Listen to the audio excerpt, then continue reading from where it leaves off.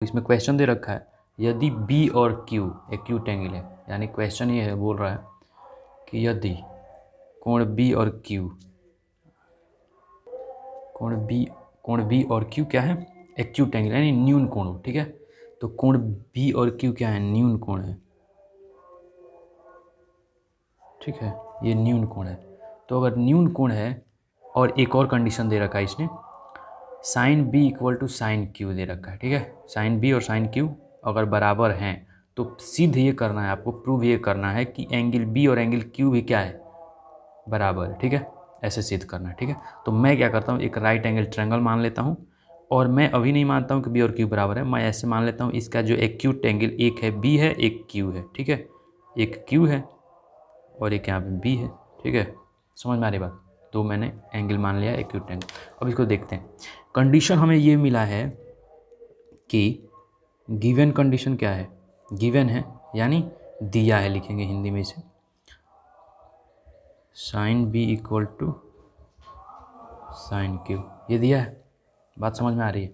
तो sine B, अब ध्यान से देखिए इसमें, साइन बी के लिए ये एंगल है, तो इसके लिए बी के लिए अगर मैं देखूँ ध्यान से, तो बी के लिए बेस का काम करेगा, ये परपेंडिकुलर का काम करेगा, ये हाइपोटेन्यूस का काम करेगा। क्लियर है बात, ठीक है।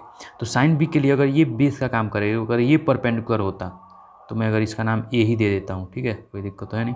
तो मैं साइन बी के लिए क्या लिखता, इस एंगल के लिए मैं परपेंडिकुलर इसको मानूंगा, तो लिखूंगा A Q divide by B Q, लिख सकता हूँ A Q divide by B Q. ये समझने में, बात समझ में आ रही है यार, क्लियर है। अब क्यू के लिए मैं क्या बोलूँगा, क्यू के लिए जो एंगल से सीधे मतलब समझ लो चिपका होता है, उसको हम ऑलवेज क्या मानना है, बेस यानी आधार मानना होता है, ठीक है। तो ये समझ में आ रहा है बात। अब इसके लिए क्या होगा, आधार ये बन जाएगा, ये वाला साइड, और कर्ण तो कर्ण ही रहता है ना, हाइपोटेन्यूस हमेशा हाइपोटेन्यूस ही रहेगा। तो क्यू के लिए, एंगल क्यू के लिए अगर साइन क्यू लिखें तो क्या लिखना चाहिए हमें, ए बी लिखना चाहिए, क्योंकि इसके लिए आधार ये बनेगा तो लंब ये बनेगा, कर्ण तो वही रहेगा, तो यानी क्या लिखना चाहिए हमें, A B divide by B Q, ये लिखना चाहिए। अगर मैं ध्यान से देखूं तो इसको मैं कैंसिल आउट नहीं कर सकता हूं क्या, ये वाला पार्ट इसके साथ कैंसिल आउट हो सकता है। क्लियर है बात।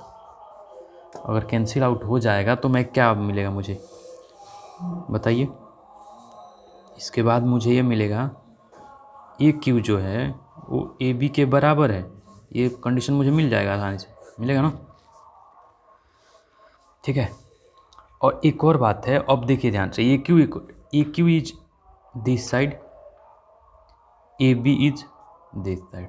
अब ये दोनों बराबर है, ये दोनों बराबर कब होती हैं, एक और इसका ट्रायंगल का एक प्रॉपर्टी है कि जब कोई भी ट्रायंगल में, ठीक है, अगर उसकी दो भुजाएं बराबर हैं तो उसके समूह कोण भी क्या होते हैं, बराबर होते हैं। मतलब इसका समूह कोण क्यू होगा, इस साइड के लिए समूह कोण बी होगा, तो ये दोनों क्या होंगे, आपस में बराबर होंगे, ठीक है। ये प्रॉपर्टी तो हम क्या लिखेंगे, we know that,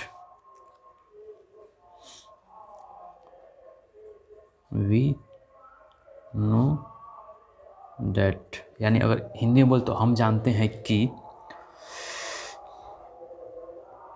in a triangle, ऐसे लिख लो,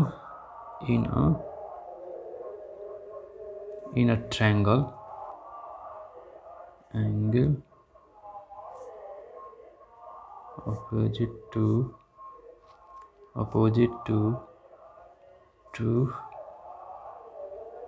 equal side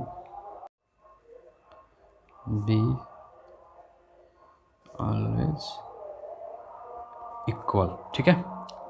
angle, we know that in a triangle angle opposite to two equal sides be always equal, therefore EQ का opposite angle B equal to angle Q। तो ये हमें prove करना था, जहाँ तक हम पहुँच चुके हैं।